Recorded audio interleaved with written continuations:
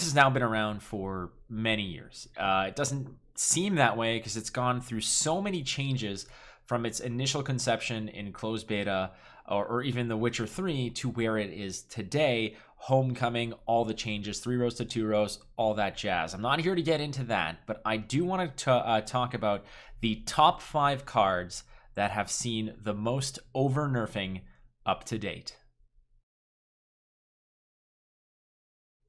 Now, nerfing is a part of the game. When a game in digital format gets too out of control or imbalanced in certain cases, be it one deck archetype or a particular card sees too much play, nerfing is the natural course of action. It's what happens when things get out of hand and balance needs to be restored.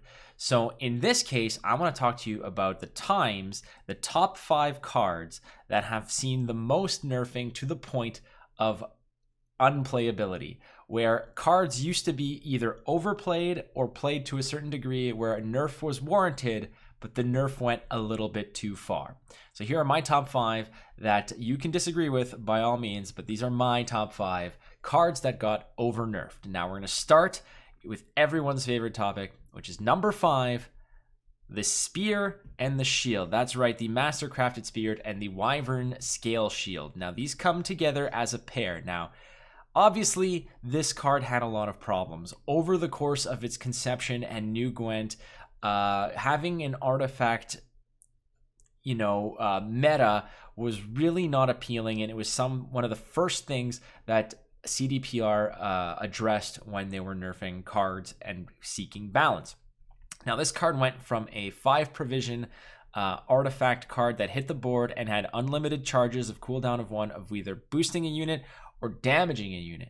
Now, that could get really out of control, especially when there was a lot of inactivity or non-interactive game board states when everybody was just dumping artifacts and waiting for last say.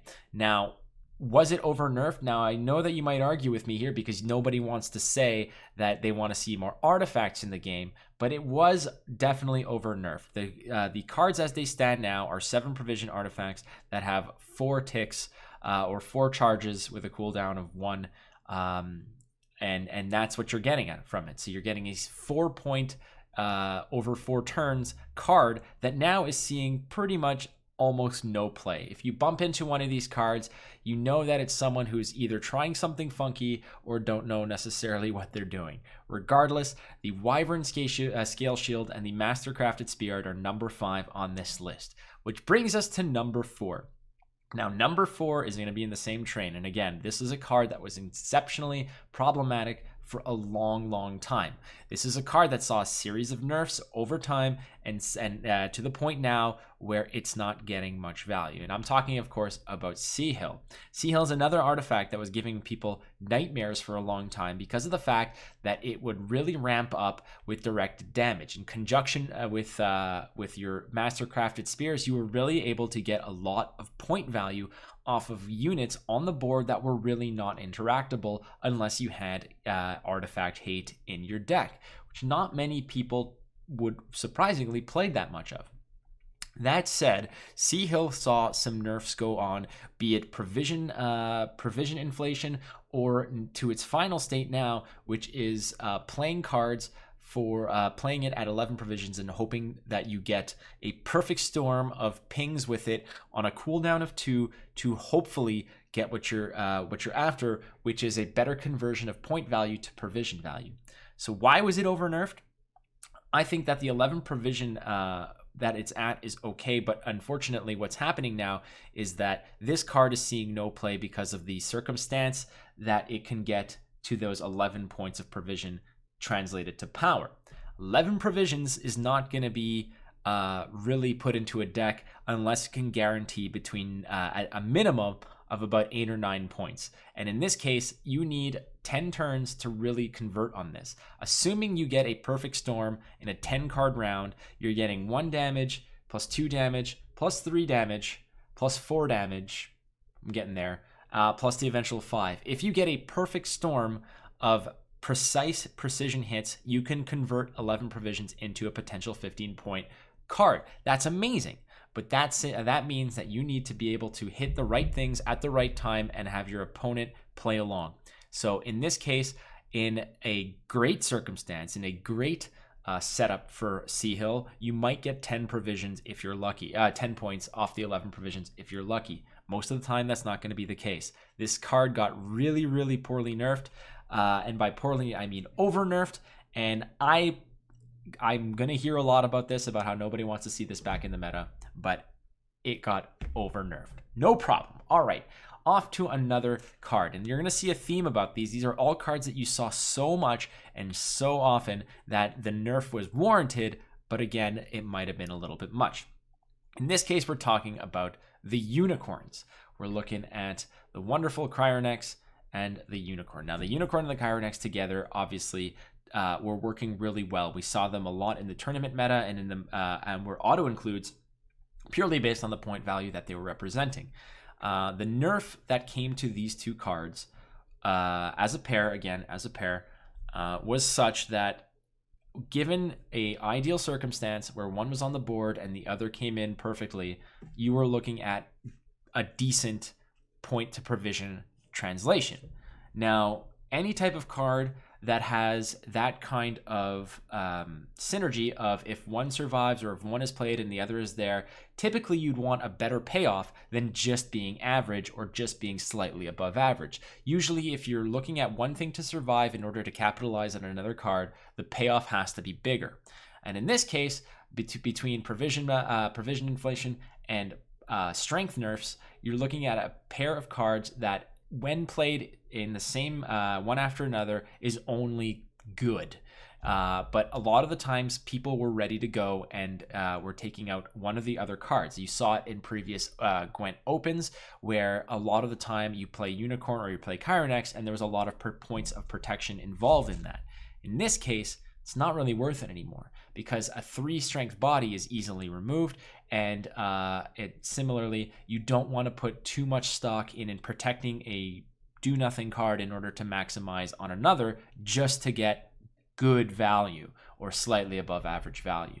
So the Unicorn and the Cryonex are my number 3 pick for this top 5, which leads us to another card that a lot of people are pretty much saying is a meme now. It's never Igni.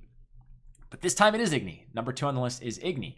Here's a card that went through so many changes all the way from closed beta up until now. It used to be a 6 strength card. They used to burn 15 points off the board. It used to burn 25 points. It used to burn 20 points. It used to burn 15 again. It got a strength buff, a strength nerf, a provision inflation, a provision correction, a circumstance correction of burning down 15 instead of 20 regardless. Where it stands now, Igni got way too nerfed. And the reason being is that there are cards that can do the same thing for a lot less with a lot less of your opponent playing along. Now, in order for Igni to be good, you really want to maximize on what you're burning, because for it to be good and chosen over something like Geralt Pro or the other Geralt, or having those over 8 strength conditions, you want to be burning more than one thing. So typically what you're doing is you are creating a board state and tailoring your opponent's board in order to maximize your Igni value. You want to burn multiple units at a decent clip in order to make it happen. So why is Igni not over-nerfed? Well, for one, it's that very rarely will your opponent play along and allow that to happen. Now, Igni's not a card that a lot of people suspect, but still, tapering off your own strength buffs is really something that a lot of people in the higher ranks are very conditioned to do. They don't give your opponent the opportunity for things like Geralt/Leo or Igni. Now, it's rarely Igni, but when it's Igni, obviously it's Igni and it hurts. But in this case, having a unit that is so low strength, so high provision, and so circumstantial to a board state that is very unlikely is tough, especially when you can go ahead at a cheaper provision cost and get Geralt, who can do the exact same thing for most of the time. Now, obviously, Geralt is not going to be able to reach a line of 6s on the board. He's very circumstantial himself, but a lot of the times when the value that you're getting from Igni is to burn off one unit. Not many times will you have 20 in a row in a state where Igni is going to work out for you. However, if you're going to be saving the three provision cost to take Igni instead of this, there's always going to be opportunity to burn down a higher unit than using Igni to do the same thing. That's what I'm saying. It would be nice to have Igni back in the meta. Honestly, I think it's a card that a lot of people need to start playing around more often, but with a provision cost and other alternatives that are cheaper and more reliable, I think Igni got burnt down a little bit too much, and it's sad to see him go. Now, this leads to the number one card, and again, auto include is pretty much one of the criteria. I didn't want to take cards that were quote unquote overbuffed because a lot of overbuffed. I didn't want to put cards in this list that had the spirit of the card changed, where the game text and the interactivity of the card itself was completely changed.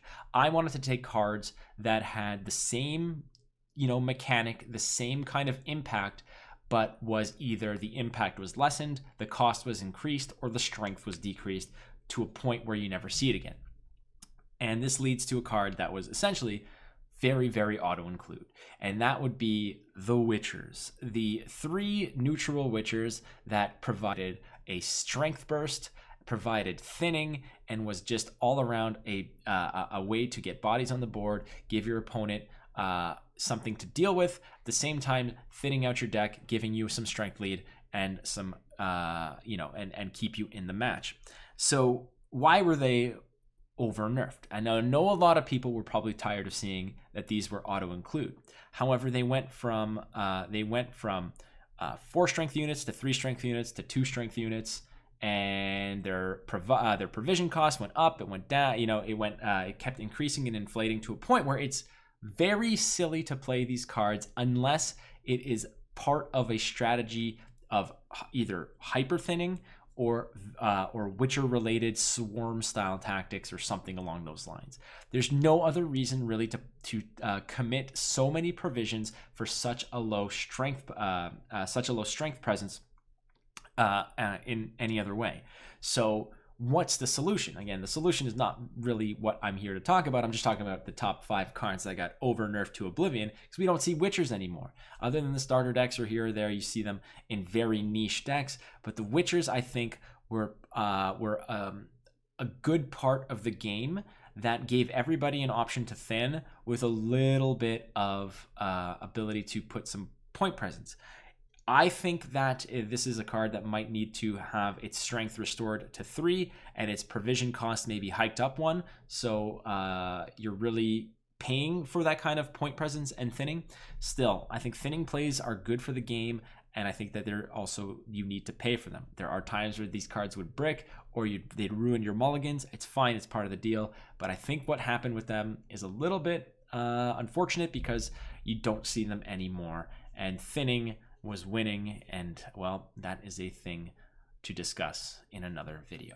Either way, that is the top 5, ladies and gentlemen, of cards that were over-nerfed. Now, you're very free to disagree with me. That's the beauty of the internet, is that you can go ahead and throw your harpoons right into my chest and tell me why I'm wrong. That's what this video is about. This is just my opinion. It's not, the gospel truth, as they say. Those were my top 5 cards that were over-nerfed into oblivion, and I want to hear what your suggestions are. Obviously, you've got your own opinions, and you probably disagree with mine. Now, just to clarify, this video doesn't mean that these are cards that I want to see back into the meta. I just think that these are cards that we'll never really see again in their current state. So thank you so much for watching. Again, if you have ideas for other top 5s, please leave them in the comments over here. And if you think that I messed up, or if you have your own suggestions of cards that should have been on this list, same thing. Drop them in the comment field, and I'd love to hear your thoughts. Please be kind to one another. Hit the subscribe button on the page right here. You can catch me on Twitch, twitch.tv/watchflake, every weekday at 10 a.m. Eastern Daylight Time. I'll see you very soon. Adios.